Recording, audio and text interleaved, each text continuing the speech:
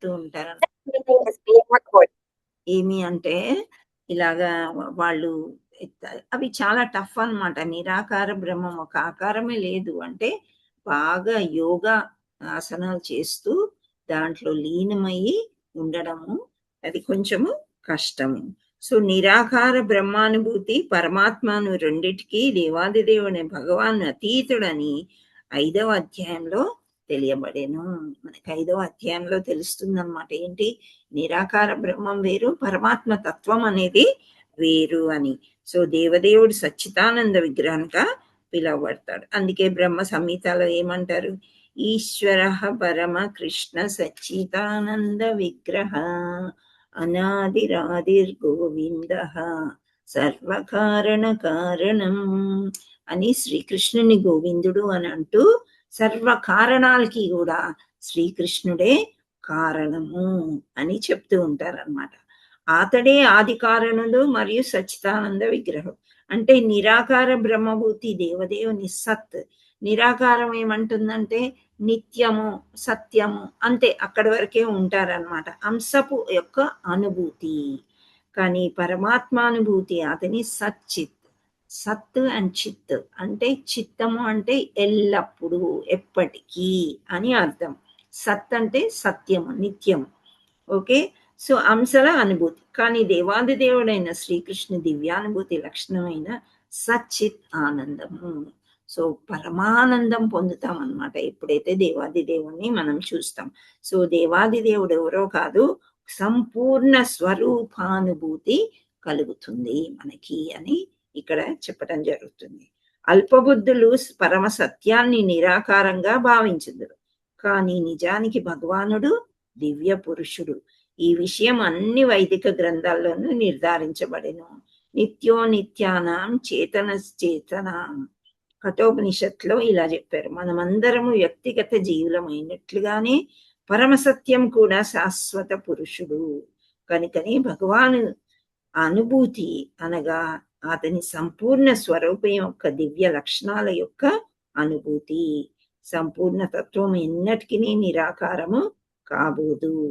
అతడు నిరాకారము లేక మరో ఇతర విషయముల కంటే తక్కువైనచో సంపూర్ణ తత్వము కాలేడు.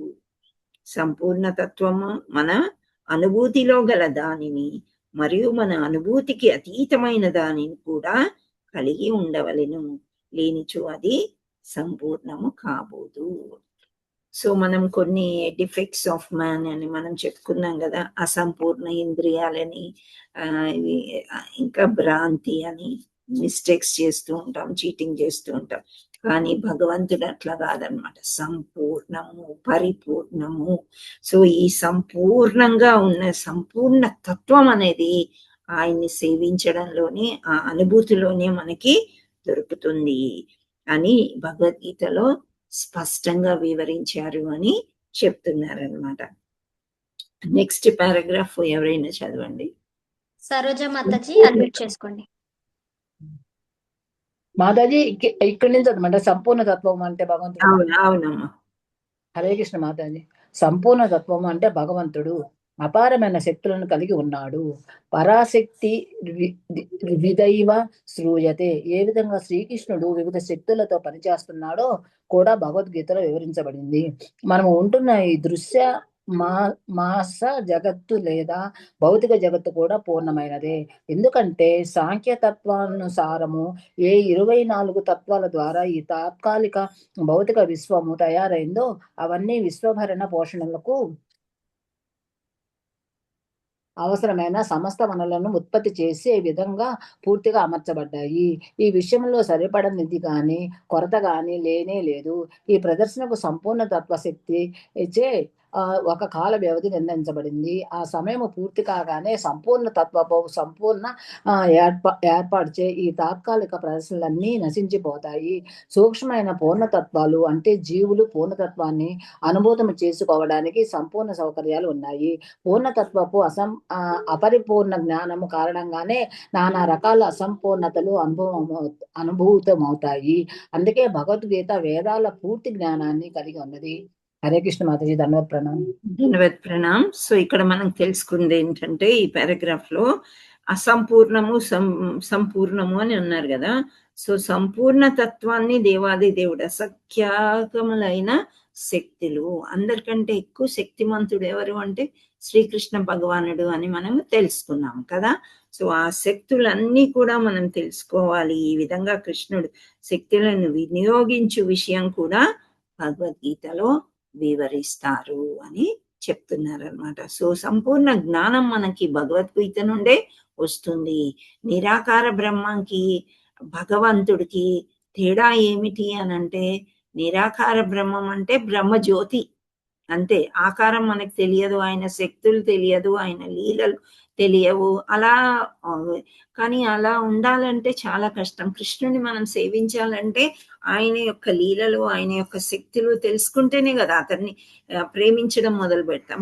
ఎప్పుడైతే ప్రేమిస్తామో అప్పుడే మనము ఆయన యొక్క ఆయనని నమ్మడానికి ప్రయత్నం చేస్తాము అండ్ భగవంతుడే అని మనకి తెలుసుకుంటాం అన్నమాట. నెక్స్ట్ పారాగ్రాఫ్ ఎవరు చదువుతారు? జయశ్రీ మాతాజీ అన్మ్యూట్ చేసుకోండి. హరే కృష్ణ మాతాజీ, దండవత్ ప్రణామం. ధన్యవాదాలు. సమస్త వేదవ జ్ఞానము అమోఘమైనది. హిందువులు వేద జ్ఞానాన్ని సంపూర్ణమైనదిగా అమోఘమైనదిగా అంగీకరిస్తారు. ఉదాహరణకు ఆవు పేడ ఒక జంతువు మలము.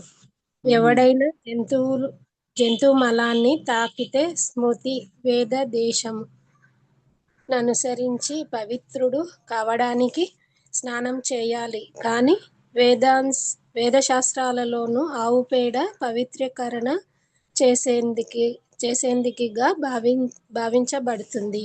ఇది పరస్పర విరుద్ధంగా ఉన్నట్లు మనిషి భావించిన వేదదేశమైన కారణంగా దీనిని అంగీకరించాలి.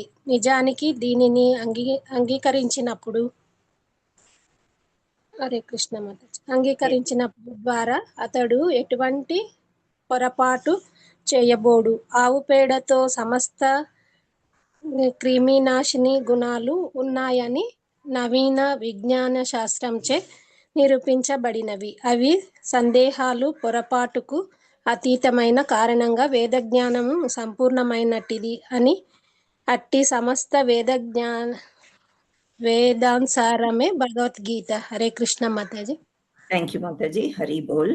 సో వేద విజ్ఞానము అంటే ఏంటి అంటే ప్రామాణికమైనది. ప్రామాణికం అంటే ఏంటి? ఒక సాక్ష్యం అన్నమాట. ఓకే, మామూలుగా మనుషులు మలం ముట్టుకుంటే సామాన్యంగా ఏం చెప్తారంటే, మనము మరుగుదొడ్డిలోకి వెళ్ళి వచ్చి మలం ముట్టుకున్నప్పుడు స్నానం చేయాలి అని చెప్తారు. ముట్టుకుంటే చాలు స్నానం చేయాలి అని చెప్తారనమాట. అదంతా కూడా శాస్త్రాల్లో చెప్పి ఉన్నది. కానీ గోవు యొక్క మలాన్ని శుద్ధీకరణకి వాడతాం, అవునా కదా? మనము యజ్ఞం చేయాలనుకోండి, గోమలంతోని అలుకుతారు చక్కగా. గోవు యొక్క మలంతో చేసిన పిడకలతోని యజ్ఞం చేస్తాము, హోమం చేస్తాము. కొన్ని మందులు కూడా తయారు చేస్తారు మాతాజీ, మెడిసిన్స్ కూడా తయారు చేస్తారు. మూత్రంతో మెడిసిన్ తయారు చేస్తారు. సో ఇవన్నీ కూడా అంటే ఇది వైదిక గ్రంథంలో న్యూన్య గ్రంథాలు అంటే రీసెంట్ గా కనిపెట్టినవి కూడా. ఇదంతా కూడా గోమయము క్రిమి నాశక లక్షణాలను కలిగి ఉన్నట్లుగా ఆధునిక విజ్ఞాన శాస్త్రం చేత కూడా నిరూపించబడెను. అన్ని రకాల సందేహాలు, దోషాలకు అతీతమగుట చేత ఈ వేద విజ్ఞానము సంపూర్ణమైనది. సో ఇట్లాంటి సంపూర్ణమైన వేద విజ్ఞానం కూడా మనకి భగవద్గీత ద్వారా మనకి తెలుస్తుంది అని చెప్తున్నారు. అంటే ఇప్పుడు సూర్యకిరణాలు, సూర్యుడు వేరు కాదు, కిరణాలు సూర్యుడి నుంచే వచ్చాయి. సో ఈ బ్రహ్మభూత స్థితి ఏంటి అంటే ఆ యొక్క చుట్టూ ఉన్న దేవాది దేవుడైన వాటి కిరణాలే. సో ఆ కిరణాలు సంపూర్ణం కాదు, దేవాది దేవుడే సంపూర్ణం అని చెప్తున్నారు. సో ఇక్కడ ఒకటి గోమయం గురించి విజ్ఞానం, వేద విజ్ఞానం గురించి చెప్పారనమాట. అది ప్రామాణికం. హిందువులు వేద విజ్ఞానికి సంపూర్ణ మరియు ప్రామాణికమైనదిగా అంగీకరించుదురు. సో మనమందము సనాతన ధర్మాన్ని పాటిస్తాం కాబట్టి కొన్ని విషయాలు శాస్త్రాల్లో ఉన్నవి మనం నమ్ముతాము, పాటిస్తాము అని చెప్పడానికి ఇది ఒక ఉదాహరణ. ఓకే, ఇవన్నీ కూడా భగవద్గీతలో మనకి తెలుస్తాయి అని చెప్తున్నారు. Next paragraph. Krishnakumari Mataji unmute చేసుకోండి. హరే కృష్ణ మాతాజీ. వేద హరే విజ్ఞానము పరిశోధనకు సంబంధించిన విషయము కాదు. మనము అసంపూర్ణ ఇంద్రియములచే పరిశోధించుట చేత మన పరిశోధన కార్యము అసంపూర్ణమగును. భగవద్గీత 4.2లో తెలుపబడినట్లు మనము గురు శిష్య పరంపరా క్రమములో లభించు సమగ్ర జ్ఞానముచే అంగీకరించవలను. స్వయంగా పరమాచార్యుడైన భగవంతుని నుండి ఆరంభమైన గురు శిష్య పరంపరలోని ప్రామాణిక మూలము నుండి మనము జ్ఞానము స్వీకరించవలను. అట్టి జ్ఞానము పరంపరలోని ఆధ్యాత్మికాచార్యులకు అందించబడను. శ్రీకృష్ణ భగవాన్ నుండి ఉపదేశములను పొందిన అర్జునుడు శిష్యునిగా ఎట్టి వాదన లేకుండా దేవాది దేవుడు తెలిపిన దానినందిటిని అంగీకరించను. ఎవరును భగవద్గీతలోని ఒక భాగమును అంగీకరించి మరొక భాగమును తిరస్కరించుట అనుమతించబడలేదు. అది ఎన్నటికీ సాధ్యపడదు. భగవద్గీతపై ఎట్టి విపరీత వ్యాఖ్యానాలను చేయకుండా, దేనిని విడవకుండా, ఎట్టి మానసిక కల్పనలు చేయకుండా దానిని మనము అంగీకరించవలను. మనము నిశ్చయముగా భగవద్గీత అనేది వేద విజ్ఞానపు సంపూర్ణ స్వరూపమని గ్రహించవలను. వేద విజ్ఞానము దివ్య మూలముల నుండియే గ్రహించబడను. శ్రీకృష్ణ భగవానుడే మొదట దానిని తెలిపి ఉండెను. శ్రీకృష్ణ భగవానుడు పలికిన పలుకులు అపౌరుషేయములు అనబడును. అనగా అవి 4 రకముల దోషములను కలిగి ఉండేది. భౌతిక జగత్తుకు సంబంధించిన మానవుని పలుకులకు భిన్నము అని అర్థము. భౌతిక వ్యక్తి 1 తప్పక తప్పులను చేయును, 2 తప్పక భ్రాంతికి గురగును, 3 ఇతరులను మోసగించు స్వభావమును కలిగి ఉండును, 4 అసంపూర్ణమైన ఇంద్రియములతో పరిమితుడై ఉండును. ఇది 4 రకములైన దోషములను కలిగిన వారెవరైనను సర్వవ్యాపక గ్రామమునకు సంబంధించిన సమగ్ర సమాచారమును అందించలేరు. హరే కృష్ణ మాతాజీ. దండాత్రణం. Thank you. సో మనం డిస్కస్ చేసిన పాయింట్స్ ఇక్కడ వచ్చాయి అన్నమాట. మనం మామూలుగా భగవద్గీత చదివినాం కాబట్టి ఆ సంపూర్ణ ఇంద్రియాలు, ఈ తప్పులను చేయడము, భ్రాంతికి గురి అవను. నిన్న ఒక స్టోరీ కూడా చెప్పాను కదా నేను, ఆ పాలు అమ్ముకునే అమ్మాయి గురించి. సో ఆ విధంగా ఇవన్నీ మన మానవ సహజంగా ఇవి ఉన్నాయి. మానవుని పలుకులు భిన్నము అని అర్థము.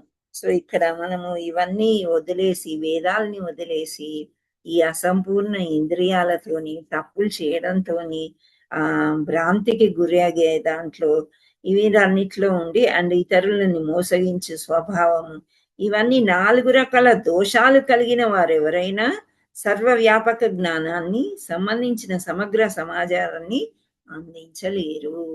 సో వేదాలు చెప్పిందే కరెక్ట్. ఇక్కడ అర్జునుడు ఏమి క్వశ్చన్ వేయలేదు. భ్రాంతికి అంటే ఆయన మోహానికి గురి అయ్యి భయపడ్డాడు. యుద్ధం నేను చెయ్యలేను, వీళ్ళందరినీ నేను చంపలేను కృష్ణ అని. కానీ భగవంతుడు చెప్పేదంతా కూడా వినయపూర్వకంగా విన్నాడు. సో అంటే గురు శిష్య సంబంధాన్ని కలుపుకున్నారు. సో మనం కూడా భగవద్గీత పరంపర వచ్చిన దాని నుండే వినాలి. లేకపోతే ఈ 4 ఉన్నాయి కదా దోషాలు, ఈ 4 దోషాలతోని ఎవరైనా భగవద్గీత వేరే రకంగా చెప్తే అది బిజినెస్ అని అనుకోవాలన్నమాట. సో పరంపర ద్వారా వినాలి, చెప్పేవాళ్ళు గురువులు అయితే వినేవాళ్ళు శిష్యులు అవ్వాలి. ఆ విధంగా పరంపర నుంచి విన్నదే భగవద్గీత అని చెప్తున్నారు. అప్పుడే మనకి సర్వవ్యాపక జ్ఞానానికి సంబంధించిన సమాచారాన్ని పరంపర ద్వారానే అందించగలరు అని అర్థమవుతుంది. Okay, next paragraph. దీంట్లో మీకు ఉన్నాయా? హరే కృష్ణ. నో మాతాజీ. ఏమీ లేవు కదా? ఓకే. నెక్స్ట్ వేద విజ్ఞానము అనేది అట్టి దోషం. మీరు ఎక్కడైనా రాసి పెట్టుకోండి 4 ఇక్కడ, లేదా అండర్లైన్ చేసుకోండి పెన్సిల్ పట్టుకొని బుక్కులో. తప్పక తప్పులను చేయును, తప్పక భ్రాంతి జరుగును, ఇతరులను మోసగించే స్వభావం కలిగి ఉండును, అసంపూర్ణమైన ఇంద్రియాలతో పరిమితుడై ఉంటాడు. Okay, next. వేద జ్ఞానము అటువంటి దోషపూరిత జీవులచే చెప్పబడలేదు. అది తొలి జీవుడైన బ్రహ్మదేవుని హృదయంలో చెప్పబడింది. బ్రహ్మదేవుడు అట్టి జ్ఞానాన్ని భగవంతుని నుండి ఆదిలో స్వీకరించిన రీతిగానే తన పుత్రులకు, శిష్యులకు తెలియజేశాడు. భగవంతుడు పూర్ణుడు, అంటే సమస్త పరిపూర్ణుడు. అతడు ప్రకృతి నియమాలకు ప్రభావితుడై అవకాశమే లేదు. అందుకే మనిషి తగినంత తెలివి వికాలవాడై భగవానుడై విశ్వంలో సమస్తాన్ని యజమాని అని, అతడే బ్రహ్మను సృష్టించిన ఆది సృష్టికర్త అని తెలుసుకోవాలి. 11వ అధ్యాయంలో భగవానుడు ప్రపిత మహునిగా సంబోధించబడ్డాడు. బ్రహ్మదేవుడు పితామహునిగా సంబోధించబడ్డాడు కనుక దేవదేవుడు పితామహునికి సృష్టికర్త కనుక ఎవ్వడు దేనికి యజమానిగా చెప్పుకోకూడదు. పోషణ నిమిత్తము తన వంతుగా భగవంతునిచే పంచి ఇవ్వబడిన వాడే మనిషిని స్వీకరించాలి. Okay, thank you. సో పిత అంటే ఫాదర్ అంటాం కదా. సో మనము బ్రహ్మం తాత అని కూడా అంటారు. అంటే ఆ విధంగా అనమాట. అంటే బ్రహ్మం కంటే ముందు సృష్టించింది ఎవరు? శ్రీకృష్ణ భగవానుడు. ఆయనే కదా, ఆయన నాభిలో నుండి వచ్చిన అతనే ఎవరు? బ్రహ్మ. సో బ్రహ్మ నుంచి సృష్టి చేయమని బ్రహ్మని సృష్టించాడు ఎవరు? విష్ణుమూర్తి. అందుచేత ప్రాపితామహునిగా సంబోధించను. ఎవరిని? మొదటి పితామహుడు ఎవరు అంటే శ్రీకృష్ణ భగవానుడు. అనగా పితామహుని సృష్టించినది అతడే అని ఈ భగవద్గీతలో మనము బాగా తెలుసుకుంటాము అని చెప్తున్నారు. సో ఈ వేదాలన్నీ ఎక్కడి నుండి వచ్చినాయి అనంటే పితామహుడు, ఫాదర్ శ్రీకృష్ణ భగవానుడే బ్రహ్మానికి చెప్తే బ్రహ్మ వేదాలని రాశాడు. వేదాలు ఎవరు రాశారు? బ్రహ్మ. ఓకే, సో ఆ వేదాలని రాశారు. ఇది మనము తెలుసుకోవాలి అని చెప్తున్నారు. అనగా పితామహుని సృష్టించినది అతడే కనుకని ఎవరునూ తాము యజమానులని పలకరాదు. సో నేనే గ్రేటు, నేనే ఫాదరు, నేనే ఈ గ్రూప్ కి లీడరు, నేను అని అన్ని నేను అని అనుకోవద్దని ఇక్కడ చెప్తున్నారనమాట. మానవుడు భగవంతుని చేత తమ పోషణ కొరకై కేటాయించబడిన దానిని మాత్రమే గ్రహించవలెను. సో మనదేంటో మనము చూసుకోవాలి. Next paragraph. Lakshmi Jagadish Mataji unmute చేసుకోండి. హరే కృష్ణ మాతాజీ, దండవత్ ప్రణామం. మన కొరకు భగవంతునిచే ఇవ్వబడిన విషయాలను ఏ విధంగా ఉపయోగించుకోవాలో చెప్పడానికి అనేక ఉపమానాలు ఉన్నాయి. ఇది భగవద్గీతలో కూడా వివరించబడింది. ప్రారంభంలో అర్జునుడు కురుక్షేత్ర రణములో యుద్ధం చేయనని నిర్ణయించుకున్నాడు. అది అతని నిర్ణయము. తన బంధువులను వధించిన తరువాత రాజ్యమును భోగించడం తనకు అసాధ్యమని అతడు భగవంతునితో అన్నాడు. ఆ నిర్ణయము దేహంపై ఆధారపడి ఉన్నది. ఎందుకంటే దేహమే తానని సోదరులు, మేనల్లులు, బావలు, తాతలు, మున్నగు వారందరూ తన బంధువులని, దేహ విస్తారులని అతను అనుకున్నాడు. అందుకే అతడు దేహవాంఛలను తీర్చుకోవాలనుకున్నాడు. ఈ ఆలోచన ధోరణి మార్చడానికి దేవదేవునిచే భగవద్గీత పలకబడింది. చివరకు అర్జునుడు భగవానుని నిర్దేశంతో యుద్ధంలో చేయడానికి నిశ్చయించుకొని కరిషే వచనం తవా, నీ మాటను అనుసరించి నేను పని చేస్తాను అని అన్నాడు. ఓకే, సో ఇది మనం ఎప్పుడు డిస్కస్ చేస్తూనే ఉంటాం కదా.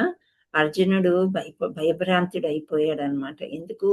ఆ దేహం వల్లని ఆయన కజిన్స్, ఆయన తాత, ఆయన తండ్రి, పినతండ్రి ఇవన్నీ ఎలా వచ్చాయి అంటే దేహానికి సంబంధించినవి.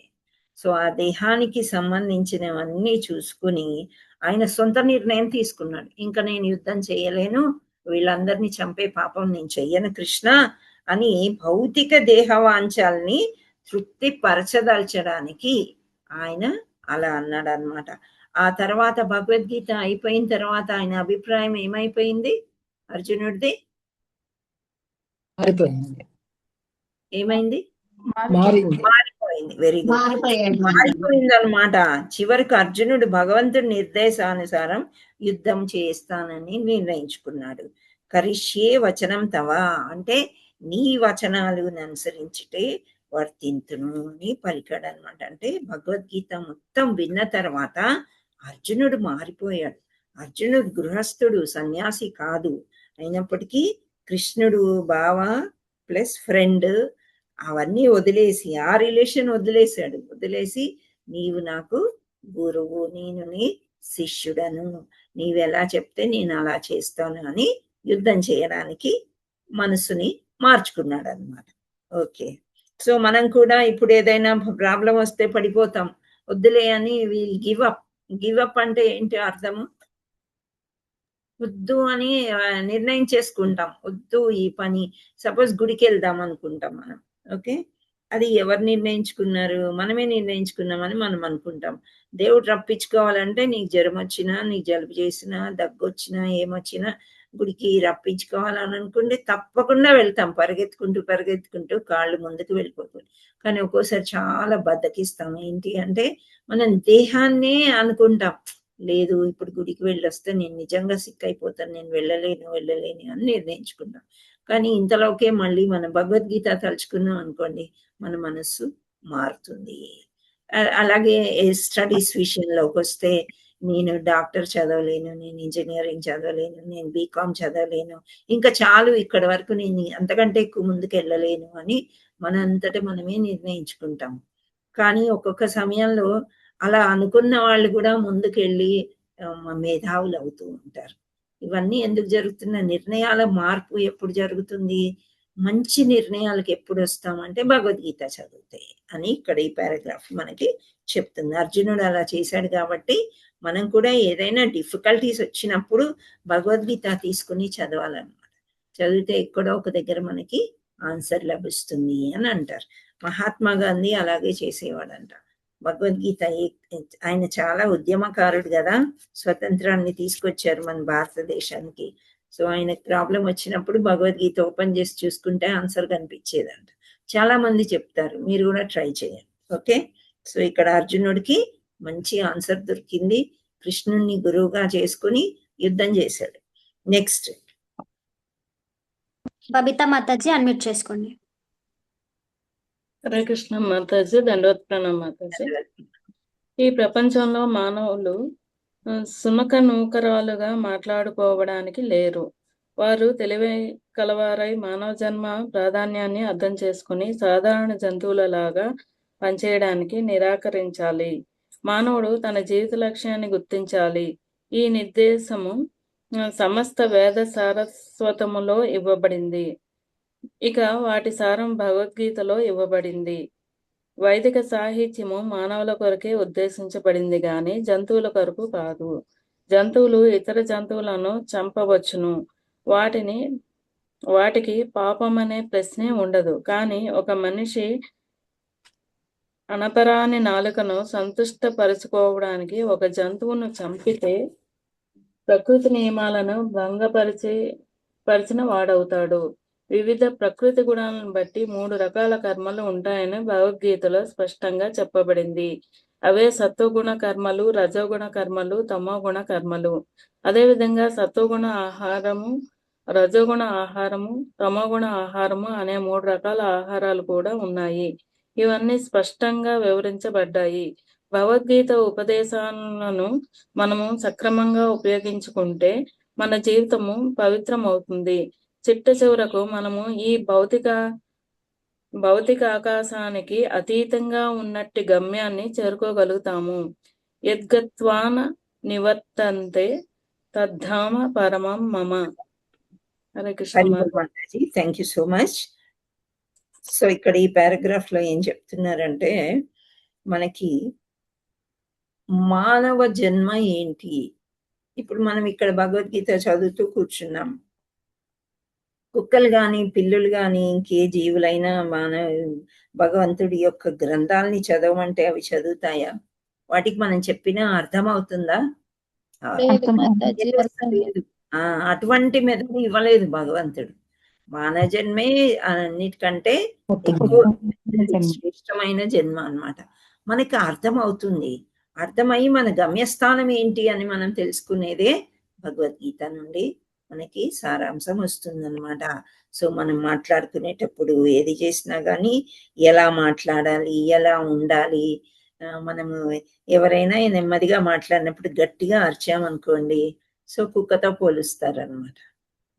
సో మోసం చేసి పిల్లిలాగా జారుకున్నావు అంటారు. ఇలా అన్నమాట. అంటే వాటికి ఈ 4 తెలుసు. ఏంటి? ఆహార, నిద్ర, మైథునం. ఇంకోటి ఏంటి? ఆహార, నిద్ర, మైథున, భయమైతునం.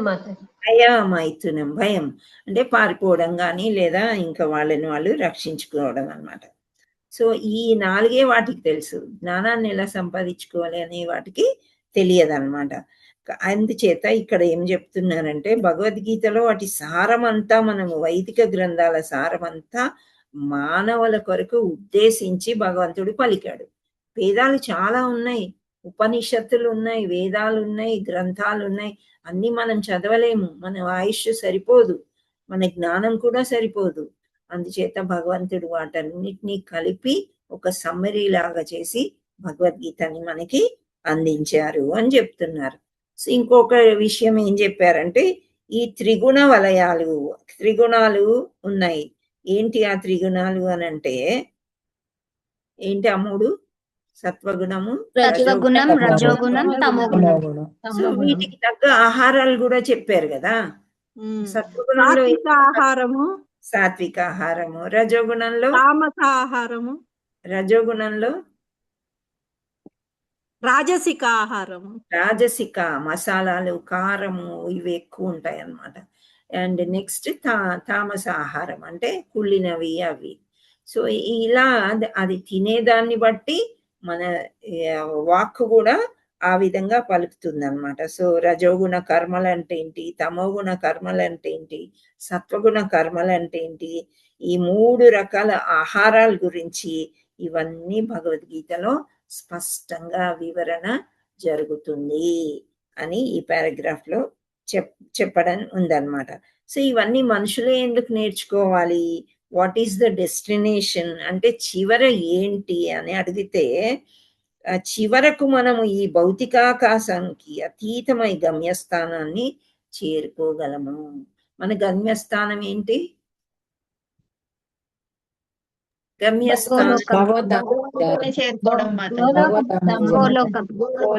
బృందావన్, కృష్ణుణ్ణి చేరుకోవడమే మన గోల్ అన్నమాట. ఓకే,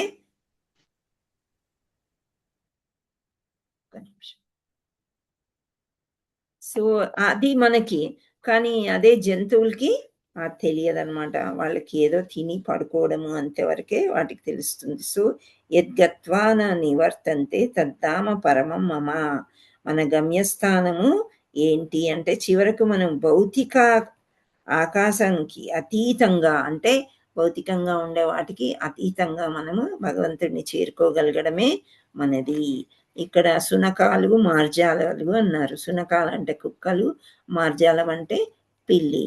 కుక్కలు పిల్లుల్ని ఎక్కువ పోలుస్తూ ఉంటారన్నమాట. అవి ఎక్కువగా పెంపుడు జంతువులు కూడా. ఆవు దివ్యత్వం అన్నమాట. ఆవును కూడా పెంచుకుంటూ ఉంటారు, కాకపోతే వాటి నుండి పాలు సేకరించడానికి పెంచుకుంటారు. ఓకే, నెక్స్ట్ అట్టి గమ్యస్థానము సనాతన ధామము లేక శాశ్వత ఆధ్యాత్మిక ఆకాశము పిలువబడుతుండెను. ఈ భౌతిక జగత్తులో సమస్తము తాత్కాలికమని మనం గ్రహింపగలుగుదుము. సో మనకి భగవద్గీత చదవక ముందు మనమే పర్మనెంట్. మనం ఎప్పుడు కూడా మరణం గురించి, చావు గురించి, మరో జన్మ గురించి ఆలోచించం. ఇప్పుడు ఎంత సంపాదించాలి, ఎంత గొప్ప అవ్వాలి, నా వెనకాల నా పిల్లలు ఎంత గొప్పగా అయిపోతారు, ఇదే ఆలోచిస్తూ ఉంటాం అన్నమాట ఎప్పుడు కూడా. సో అవన్నీ కూడా తాత్కాలికమే. మనం వెళ్ళిపోయేటప్పుడు మన ఇల్లు కానీ మన సంపద కానీ ఏమైనా తీసుకెళ్తామా? లేదు మాతాజీ. మనకు కావలసిన గుడ్డలు కూడా మనం కట్టిస్తారు వాళ్ళు, కానీ అక్కడ శ్మశానం దగ్గరికి వెళ్ళే లోపు ఎవరో మధ్యలో వాళ్ళు తీసేసుకుంటారు పూర్తిగా ఖాళీ కట్టే అయిపోయినప్పుడు. ఓకే, సో ఏది మనతో రాదు. మనం ఏమన్నా తీసుకుని వచ్చామా? ఏం లేదు మాతాజీ. ఏమి తీసుకుని రాలేదు, నగ్నంగా జన్మించామంటే ఏమి తీసుకుని రాలేదు, ఏమి వెళ్ళామన్నమాట. అంటే ఇవన్నీ కూడా మధ్యలో వచ్చినాయే, మధ్యలో ఇవన్నీ కూడా తాత్కాలికము అనేది మనము భగవద్గీత చదివినప్పుడు మనము నేర్చుకుంటాము. అది ఉనికిలోనికి వచ్చి కొంతకాలం నిలిచి ఇతరాలని శుష్కించి పిమ్మట నశించును. ఆ తర్వాత ఈ శరీరం కానీ ఫలము కానీ మరో ఇతర దేనినైనాను ఉదాహరణగా గ్రహించవచ్చును. సో ఇక్కడ శరీరం అంటే మనం చిన్నప్పుడు ఉన్నట్టు యూత్లో ఉండము, యూత్లో ఉన్నప్పుడు ఏజ్ అయినాక ఉండము, ఆ తర్వాత ఏమీ చేతకుండా మంచం పట్టే అవకాశాలు కూడా ఉంటాయి. సో అది ఎలా అంటే శుష్కించిపోవడము అంటే నీరసించిపోవడం అన్నమాట, ఎండిపోవడం. అది అదే విధంగా ఒక ఫలం తీసుకోండి, ఒక పండు కాయలాగా ఉన్నప్పుడు గట్టిగా ఉంటది. అది మనం కొరికి తినలేము. కొన్ని కాయల్లాగానే బాగుంటాయి. కూరగాయలు అనుకోండి, అది కూడా ఫలానికి సంబంధించిందే. అవి కూరగాయల్లాగా వండుకొని తింటాం. అదే పండిన ఫలం ఎలా ఉంటుంది? మెత్తగా గుజ్జు చేరి, రసం చేరి రుచికరంగా తయారవుతుంది. ఆ పండిన పండుని మనం తినలేదు, అలా వదిలేసాము. ఏమైపోతుంది తర్వాత? కుళ్ళిపోతుంది. శుష్కించిపోతుంది.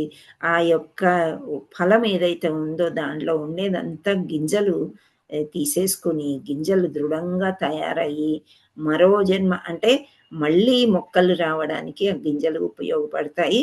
పండు మాత్రం అది శుష్కించిపోయి కింద పడిపోయి నశించిపోతుంది. అది ఉదాహరణగా తీసుకోండి అని చెప్తున్నారు. అదే ఈ భౌతిక జగత్తు స్వభావము. భౌతిక జగత్తులో ఏది కూడా శాశ్వతము కాదు, అన్నీ కూడా అశాశ్వతమే. సో కానీ తాత్కాలిక జగత్తుకు అతీతంగా మరి యొక్క జగత్తు కలదనే సమాచారము మనకి లభిస్తుంది. సో మనకి తెలియదన్నమాట. ఇంతకుముందు భగవద్గీత చదవక ముందు మనకి ఈ లైఫ్ వచ్చింది, ఈ పేరెంట్స్, ఈ చుట్టాలు, ఇదే ఎంజాయ్మెంట్, ఇక్కడే దొర్లుతూనే ఉంటాం. కానీ భగవద్గీత చదివితే ఇంతకంటే పెద్దది అతీతమైన లోకం ఇంకోటి ఉంది, అది శాశ్వతము, అక్కడ ఎక్కువ సుఖం ఉంటుంది అనేది మనకి తెలుస్తుంది. ఈ జగత్తు సనాతన శాశ్వత లక్షణాలను కలిగి ఉంటాయి. జీవుడు కూడా సనాతనమని వర్ణించబడిను, భగవానుడు కూడా సనాతనుడు అని 11వ అధ్యాయంలో వర్ణించబడిను. మనకు భగవానుడితో సన్నిహిత సంబంధం కలదు. ఎందుకనగా మనమందరము సనాతన ధామము, సనాతన భగవానుడు, సనాతన జీవులు గుణక్యమును కలిగి ఉందుము. మన సనాతన కార్యాలను లేక ధర్మాలను జాగృత పరచుటకే భగవద్గీత ముఖ్య ఉద్దేశము. అండ్ అట్టి సనాతన ధర్మమే జీవుని నిత్య ధర్మము మరియు అనేక రకాల కర్మలలో తాత్కాలికంగా నెలకొని ఉంది. కానీ అట్టి తాత్కాలిక కర్మలన్నిటినీ విడిచి శ్రీకృష్ణ భగవానుని నిర్దేశించబడిన కర్మలను చేపట్టగలిగినచో మన కర్మలన్నిటినీ పవిత్రీకరించుకోవచ్చు. అదే పవిత్ర జీవితంగా చెప్పబడును.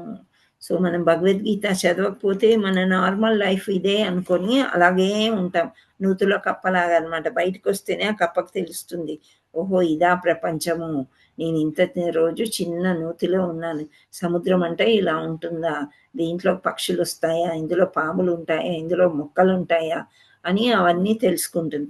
అదే విధంగా మనము ఈ సనాతన ధర్మం గురించి తెలుసుకుంటాం ఈ భగవద్గీత చదివితే.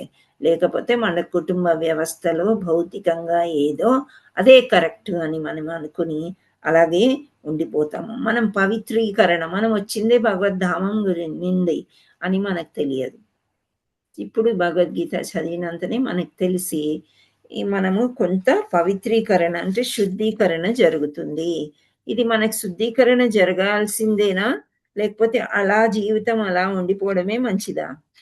శుద్ధీకరణ జరగాలి మాతాజీ. Very good. అయితే శుద్ధీకరణ జరిగి కృష్ణుడి లక్షణాలు మనలో ఉన్నాయి అని తెలుసుకొని మళ్ళీ కృష్ణుడి దగ్గరికి మనం వెళ్ళిపోవాలి. అలా అని చెప్పి కుటుంబ వ్యవస్థను వదిలేస్తామా?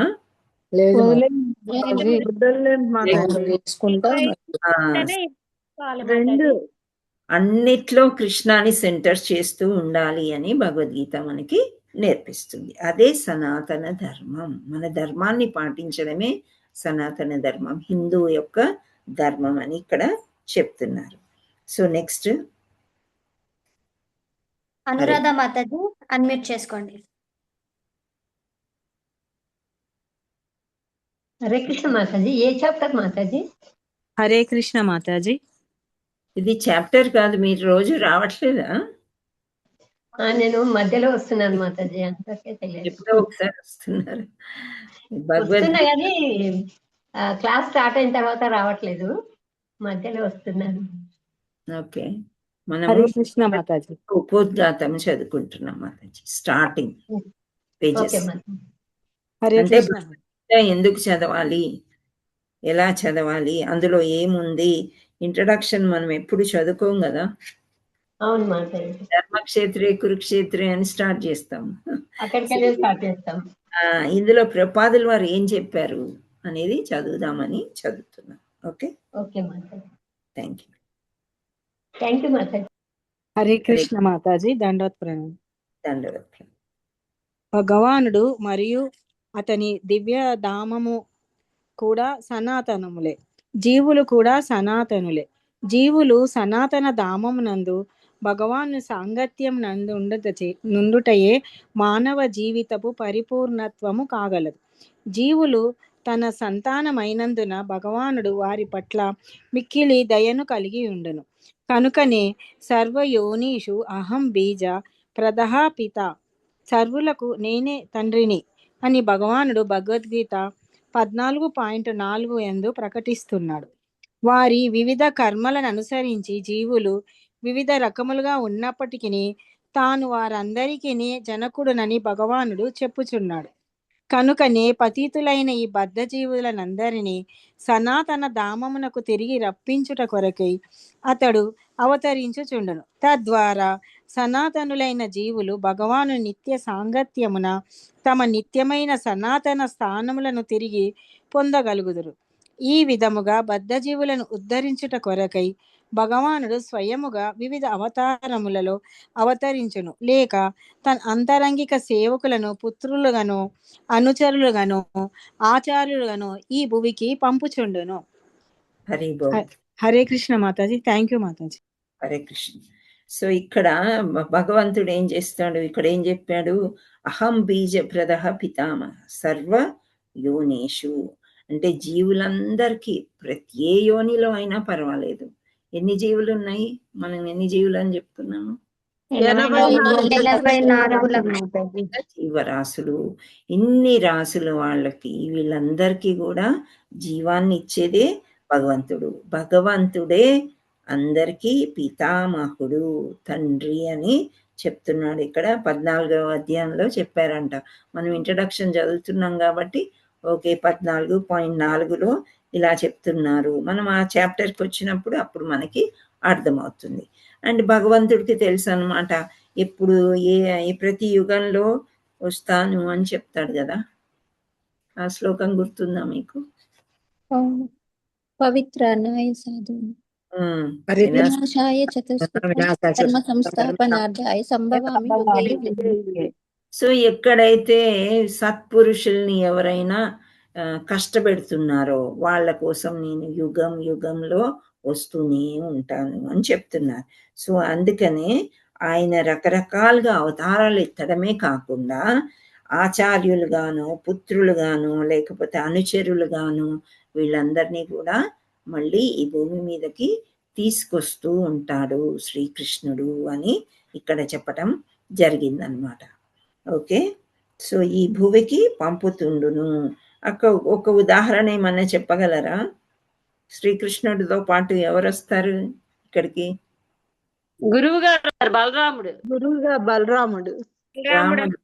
బలరాముడిని పంపించిన తర్వాతే కృష్ణుడు వస్తాడు కదా. సో అదే విధంగా చైతన్య మహాప్రభువుగా వచ్చినప్పుడు నిత్యానందుడిలాగా వస్తాడన్నమాట. అలాగే ఆచార్యులు అంటే ఇక్కడ అదే అనుచరులు అని అంటున్నారు.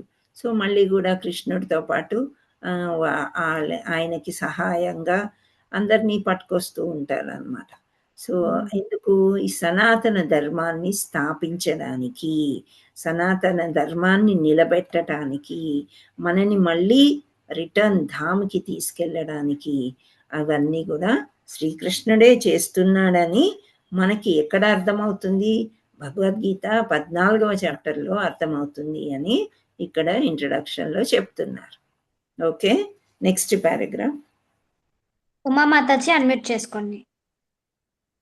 హరే కృష్ణ మాతాజీ. ధన్యవాద ప్రణం. ధన్యవాద ప్రణం. అందుకే సనాతన ధర్మము ఏదో ఒక ధర్మశాఖను సూచించదు. అది నిత్యుడైన భగవానుని సంబంధములో నిత్యులైన జీవుల నిత్యాకారము. పూర్వము చెప్పినట్లు సనాతన ధర్మము జీవుని సనాతన కార్యమును సూచిస్తుంది.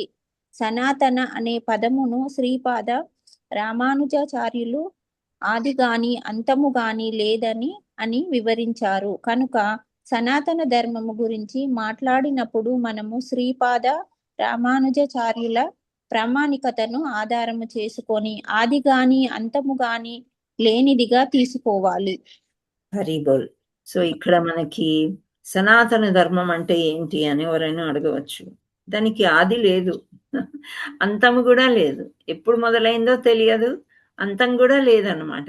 సో అది రామానుజాచార్యులు చెప్పారు కాబట్టి అది ప్రామాణికంగా తీసుకుని సనాతన ధర్మాన్ని మనము పాటిస్తూ ఉండాలి అని చెప్తున్నాడు. ఇది ఏమి అంటే సనాతనం అనగా ధర్మము.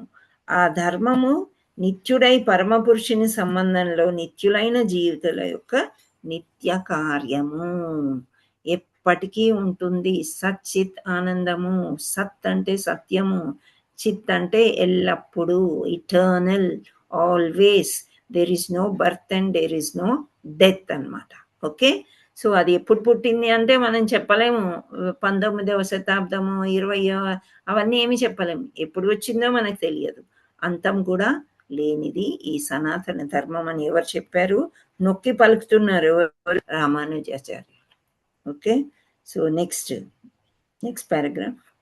హరే కృష్ణ. నాగమణి మాతాజీ మీరు చదువుతారా? హ్యాండ్ రైస్ చేశారు కదా. పుస్తకం ఉందా మాతాజీ మీ దగ్గర?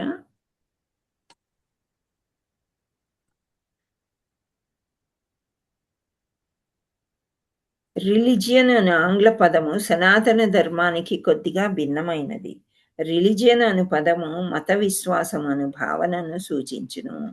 కానీ ఆ మత విశ్వాసము ఎప్పుడైనాను మారవచ్చును. ఒక వ్యక్తికి తన ప్రత్యేక మత విధానం, విశ్వాసము ఉండవచ్చును. అతడు ఆ విశ్వాసమును మార్చుకొని మరొక దానిని గ్రహించవచ్చును. కానీ సనాతన ధర్మం అనే పదము మార్చు చెందినట్టి గుణ లక్షణాలను సూచించును. ఉదాహరణకు, ద్రవ్యత్వము నీటి నుండి తొలగించలేము, ఉష్ణము అగ్ని నుండి తొలగించలేము. అట్లే నిత్యుడైన జీవుని నిత్య ధర్మాన్ని జీవుని నుండి తొలగించలేము. సనాతన ధర్మము జీవునితో శాశ్వతంగా కూడి ఉండును.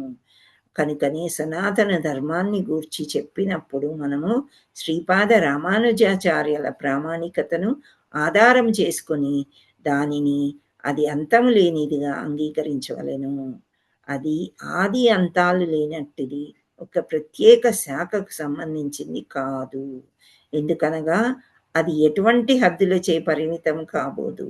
ఏదో ఒక ప్రత్యేక మత శాఖ సంబంధించిన వారు కొందరు సనాతన ధర్మం కూడా ఏదో ఒక మత శాఖకు సంబంధించింద భ్రాంతి చెందుతారు. కానీ ఈ విషయంను మనము మరింత లోతుగా ఆధునిక విజ్ఞాన శాస్త్రం దృష్టితో పరిశీలించినచో సనాతన ధర్మం అనేది ప్రపంచ జనులందరికీ అనగా సమస్త విశ్వజీవుల ధర్మం అని గ్రహించగలుగుతాము. సో ఈ భగవద్గీత చదివినట్లయితే అస్సలు సనాతన ధర్మం అంటే ఏంటి అనేది మనకు అర్థమవుతుంది అని చెప్తారు. మనకి కొన్ని ఫామ్స్ ఉంటాయి కదా, ఎడ్యుకేషన్ పరంగా కానీ ఉద్యోగ పరంగా కానీ, దాంట్లో రిలీజియన్ అని రాయమంటారు. మీకు వస్తుందా? ఎప్పుడైనా చూసారా? రిలీజన్ అని వస్తుంది ఆంగ్ల పదం. సో ఈ పదము సనాతన ధర్మానికి కొద్దిగా భిన్నమైనది. మనం రిలీజన్ అని అంటే ఏం రాస్తాము? ఇండియన్ హిందూ అని రాస్తాం, ఇండియన్ క్రిస్టియన్, ఇండియన్ ముస్లిం అని రాస్తూ సామాన్యంగా. మతం, ఎస్. సో ఇవి ఈ మత విశ్వాసం అని భావన సూచిస్తుంది. కానీ ఇక్కడ శ్రీల ప్రభుపాదులు వారు చెప్తున్నారు అది మతం కాదు.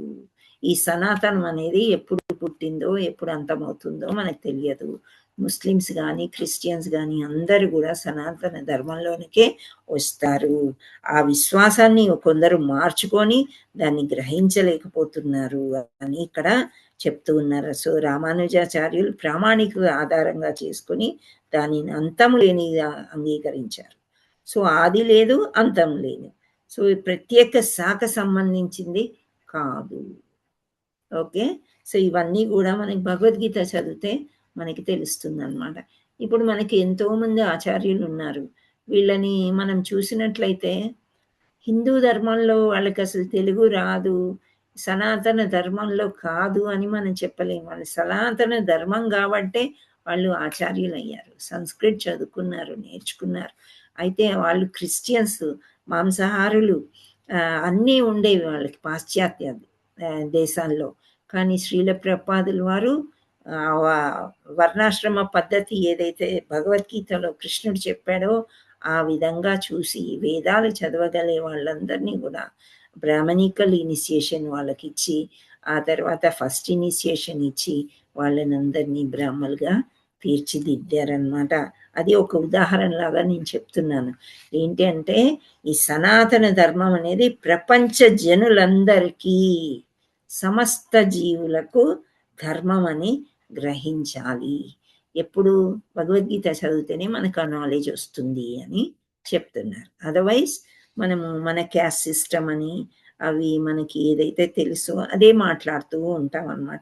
ఒకసారి ఇస్కాన్లోకి వచ్చి భగవద్గీత చదివిన తర్వాత ఎవరైనా కొత్త వాళ్ళు కలిస్తే మనం మీ క్యాస్ట్ ఏంటి అని అడగం. అసలు అది అడగాలనిపించదు మనకి. అంతే, ఈయనలో కృష్ణుడు ఉన్నాడు, వీళ్ళలో కృష్ణుడు ఉన్నాడు, అంతా కృష్ణమయమే అని అనిపిస్తుంది. సో భగవద్గీతలో ఇవి మనము గ్రహిస్తాము, సనాతన ధర్మం అంటే ఏంటి అని గ్రహిస్తామని చెప్తున్నారు అన్నమాట. Okay, next paragraph. అరుణ మాతాజీ అన్మ్యూట్ చేసుకోండి. హరే కృష్ణ మాతాజీ. హరే కృష్ణ. సనాతనేతరమైన మత ధర్మమునకు చరిత్ర యందు ఒక ఆరంభము ఉండవచ్చును, కానీ సనాతన ధర్మము జీవులలో శాశ్వతముగా చేతనే దాని చరిత్రకు ఆరంభమనున్నది లేదు. జీవులకు సంబంధించినంత వరకు వారికి జన్మ గాని మృత్యువు గాని లేవని ప్రామాణిక శాస్త్రములు చెప్పుచున్నవి. జీవుడెన్నడను జన్మించిన ఎడియు మరియు మరణించదనియు భగవద్గీత యందు తెలుపబడినది. జీవుడు శాశ్వతుడు మరియు నాశనము లేనివాడు. తాత్కాలికమైన భౌతిక దేహము నశించిన పిదప కూడా అతడు కొనసాగుచుండును. సనాతన ధర్మ విషయములో సంస్కృత మూలార్థము నుండి ధర్మమును గూర్చి అవగాహన చేసుకొనుటకు మనము యత్నింపవలెను. ధర్మం అనగా ఒక ప్రత్యేక ఉద్దేశముతో నిరంతరము కొనసాగుదనని అర్థము. ఉష్ణము మరియు కాంతి అనునవి అగ్నితో పాటుగా నుండుమని మనకు స్పష్టముగా తెలుసును. ఉష్ణము మరియు కాంతి లేనిచో అగ్ని అను పదమునకు అర్థం ఉండదు. అట్లే జీవునితో శాశ్వత సహచర్యము కలిగి ఇండునట్టి అతనిలో అత్యంత ప్రధానమైన అంశమును మనము కనుగొనవలెను. ఆ శాశ్వత సహచరమే అతని శాశ్వత గుణ లక్షణము కాగలదు. అట్టి గుణమే అతని నిత్య ధర్మము. హరి బోల్. థ్యాంక్ యూ మాతాజీ. సో ఇక్కడ ముందు పారాగ్రాఫ్ లో కూడా ఉదాహరణకి ఏమని ఇచ్చారంటే ద్రవ్యత్వము అంటారు. అంటే నీరు అది ప్రవహిస్తుంది కదా. ద్రవ్యము అంటే ఏంటి?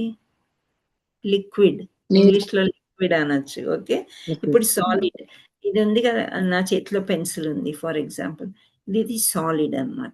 ఓకే, ఇది ఎక్కడ పెడితే అక్కడ ఉంటుంది. అదే నీరు పల్లం ఎక్కడుందో అక్కడికి ప్రవహించుకొని వెళ్ళిపోతుంది. సో నీటిలోని ద్రవ్యత్వాన్ని, ఆ యొక్క లక్షణాన్ని మనం వేరు చేయలేము. అగ్నిలో వేడి ఉంటుంది, ఉష్ణం ఉంటుంది. ఓకే, అది కాలిపోతుంది. అగ్నిలో వేడి ఉంది అంటే ఇప్పుడు ఒక చెక్క ఉంది ఫర్ ఎగ్జాంపుల్, ఇదే పెన్సిల్ తీసుకుందాం, ఇది వుడ్తోనే చేస్తున్నారు కదా, చుట్టూ కూడా మధ్యలో ములికి పెట్టారు అనుకోండి, అది కార్బన్. ఓకే, దీన్ని మంటలో వేస్తే ఏమవుతుంది? కాలిపోతుంది. దాని లక్షణం అది. ఓకే, వుడ్ ఆ లక్షణం అది లోపల ఉంది. అగ్ని ప్రజ్వలిల్లుతుంది అనమాట. అదే అగ్నిలో నీళ్లు పోసామనుకోండి ఏమవుతుంది? చల్లారిపోతుంది. సో నీటిలో ఆ లక్షణము లేదు. సో ఈ లక్షణాలు ఏవైతే ఉన్నాయో, ద్రవ్య లక్షణము, అగ్నిలో ఉండే వేడి అంటే ఉష్ణము, వీటిని ఎలాగో తొలగించలేం మనం. ఏమి చేసినా కానీ అది మండుద్ది. ఓకే, సో మండుతుంది అండ్ జలము చల్లారుస్తుంది. ఎలాగైతే ఇవి తీయలేమో అలాగే అన్ని జీవుల్లో సనాతనం అనేది ఉంది, దీన్ని వేరు చేయలేరు అని భగవద్గీత చదివినంతలోనే మనకి అర్థమవుతుంది. మత ధర్మము అని చెప్తున్నారు. సో సనాతనము ఇతర మత ధర్మాన్ని చరిత్రలో ఒక ఆరంభము ఉండవచ్చు, కానీ సనాతన ధర్మము జీవుల్లో శాశ్వతంగా నిలిచి ఉండుట చేతని దాని చరిత్రకు ఆరంభం అనేదే లేదు.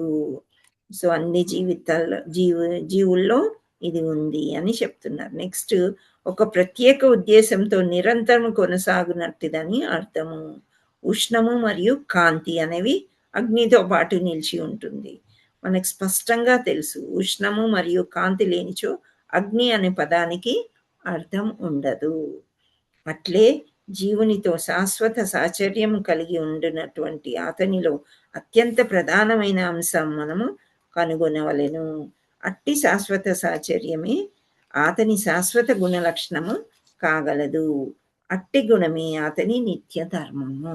సో మనం ఎందుకని అందరూ కూడా, కొందరు నాస్తికులు ఉంటారు, వాళ్ళు పెద్దగా పూజలు చేయాలన్నా దేవుణ్ణి నమ్మాలన్నా మనం ఎన్నో చెప్పాల్సి వస్తుంది.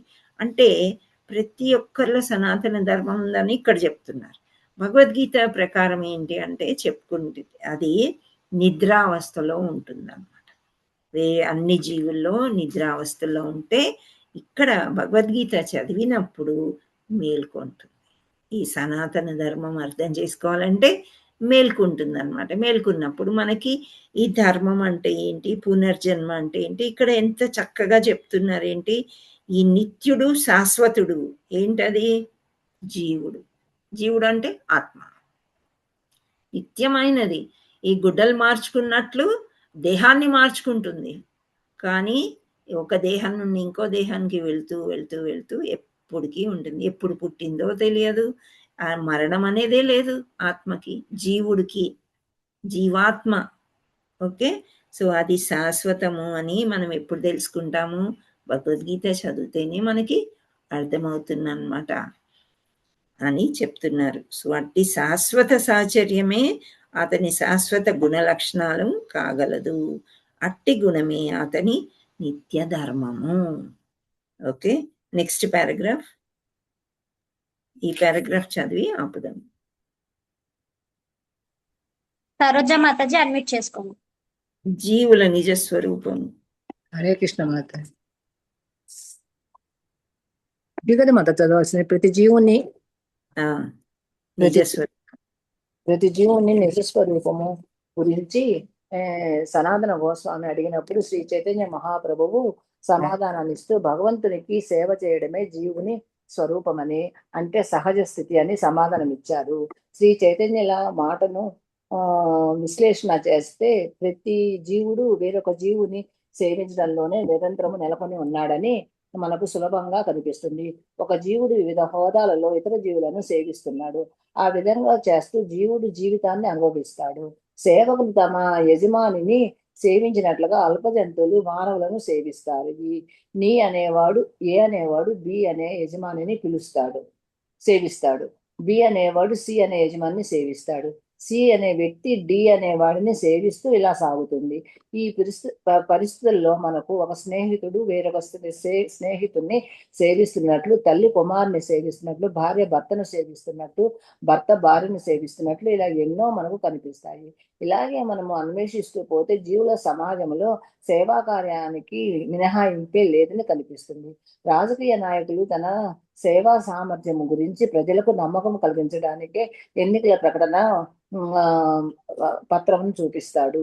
అందుకే ప్రజలు అతడు సమాజానికి సేవ చేస్తాడని తెలుస్తూ తమ విలువైన ఓటును ఆ రాజకీయ నాయకునికి ఇస్తారు. దుకాణదారు కొనుగోలుదారుని సేవిస్తాడు. కార్మికుడు పెట్టుబడిదారుని సేవిస్తాడు. పెట్టుబడిదారుడు తన కుటుంబాన్ని సేవిస్తాడు. నిత్యజీవుని నిత్య సామర్థ్యము దృష్ట్యా కుటుంబమును దేశాన్ని సేవిస్తుంది.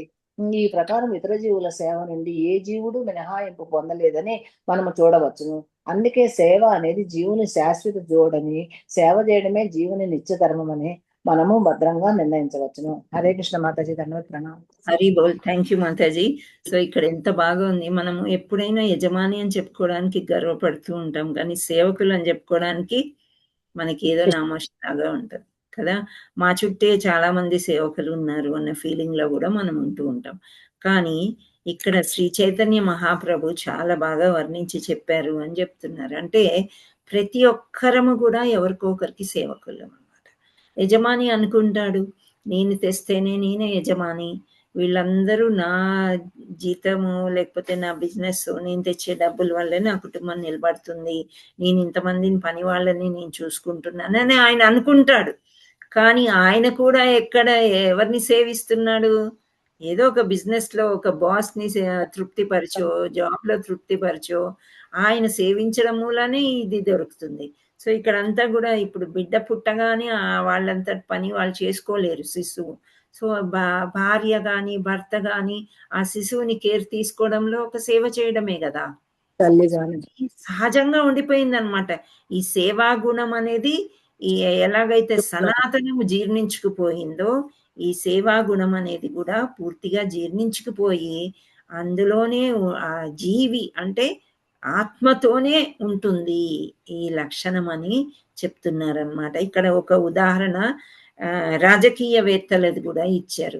సో రాజకీయవేత్తలు ఎలా అంటే ఇప్పుడు నేను ప్రైమ్ మినిస్టర్ లాగో లేదా చీఫ్ మినిస్టర్ లాగో గెలవాలి అంటే వాళ్ళ యొక్క ప్రణాళికలన్నీ ముందు పెడుతూ ఉంటారు కదా, నేను ప్రైమ్ మినిస్టర్ అయితే నేను ఇచ్చేస్తాను, నేను ఇచ్చేస్తాను అని ఆ ప్రామిసెస్ అన్నీ చూసుకుని అవును మనకి ఈయన లాభదాయకంగా ఉన్నాడని ప్రజలు ఓట్లు వేస్తూ ఉంటారనమాట.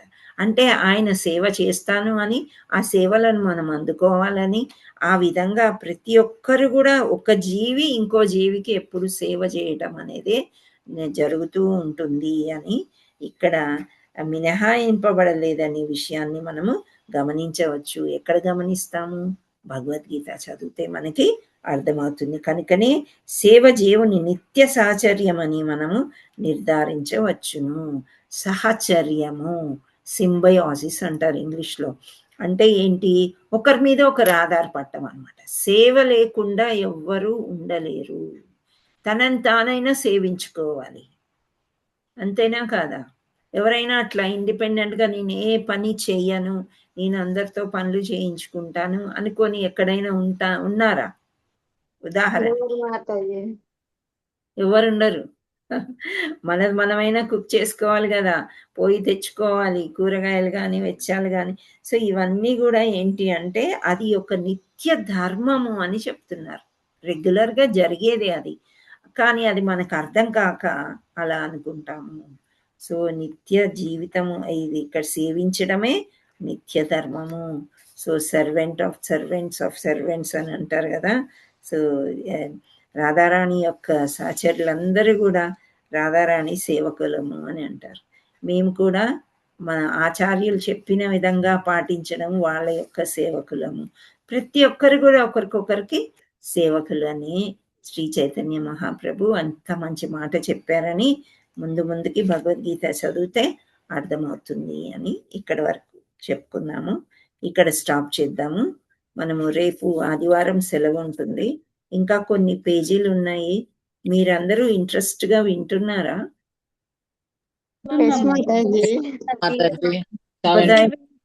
లేకపోతే భగవద్గీత వచ్చేసాక చెప్పటం ఏంటి అనుకుంటున్నారా? ఇంట్రెస్ట్ గానే వింటున్నాం. అసలు ఎప్పుడు వెళ్ళలేదు కదా మాతాజీ, ఇదే ఫస్ట్ టైం వింటాం కదా, అందుకని బాగా ఇంట్రెస్ట్ గా మీరు బాగా చెప్తారు. ఏంటంటే శ్లోకాలు అర్థాలు తాత్పర్యాలు అయ్యే గానీ అసలు ఇది ఎట్లా వచ్చింది, ఎవరు చెప్పారు, ఎట్లా చెప్పారు, దేని చదువుతున్నా అన్ని వస్తున్నాయి కదా మాతాజీ. సో ఇది మనము కంటిన్యూ చేద్దాము. ఇప్పుడు 30వ పేజీలో నా పుస్తకం ప్రకారం ఇంకా కొన్ని పేజీలు ఉండిపోయినాయి. సో అవి మనం ఎవ్రీ ఫ్రైడే భగవద్గీత అనుకున్నాం కాబట్టి మనీషా మాతాజీ నేను ఇది పూర్తి చేసిన తర్వాత మీరు శ్లోకాలు స్టార్ట్ చేయండి. ఓకే? అదే ఒక వారానికి ఒక్క రోజు అంటే కొద్ది వారాలు పట్టొచ్చు, పర్వాలేదు. మనము భాగవతాన్ని భగవద్గీతని నేను అనుకున్నాను రోజు కొంచెం చదువుదాం అంటే కన్ఫ్యూజ్ అవుతారు. మళ్ళీ అక్కడ కూడా ఉపోద్ఘాతం ఉంది, ఇంత పెద్దగా లేదు, ఒక్క రోజులో అయిపోతుంది, చాలా తక్కువ ఉందన్నమాట. సో మనము ఇంట్రడక్షన్ ఆఫ్ భాగవతం అనేది మండే రోజు తెలుసుకుందాము. అండ్ ట్యూస్డే రోజు 3వ తారీఖు రోజు ఏంటి ఇంపార్టెన్స్? మహాప్రభు ఆవిర్భావ దినోత్సవం కాబట్టి ఆ రోజు చైతన్య మహాప్రభు గురించి కొంచెం తెలుసుకుందాం. ఎందుకంటే ఆయన గురించి డీటెయిల్డ్ గా భాగవతంలో కొన్ని పేజీలు ఉన్నాయి. అది నేను షార్ట్ గా చేసి చెప్పడానికి ప్రయత్నం చేస్తాను. 4వ తారీఖు నుంచి శ్లోకాలు భాగవతం స్టార్ట్ చేద్దాం. ఓకే? అండ్ ఎవ్రీ ఫ్రైడే ఈ యథాత ఇది ఉపోద్ఘాతం కంప్లీట్ చేసుకున్న తర్వాత మళ్ళీ భాగవతం భగవద్గీత శ్లోకం చెప్తాం. ఓకే, ఇప్పుడు చెప్పండి ఏమంటున్నారు జయశ్రీ మాతాజీ. ఆ రోజు గ్రహణం కూడా ఉంది అని అంటున్నాను మాతాజీ. ఉంది కానీ మనకేం తెలియదు అమ్మా, టైమింగ్స్ అవన్నీ ఇంకా పూర్తిగా స్పష్టంగా చెప్పలేదు. ఓకే.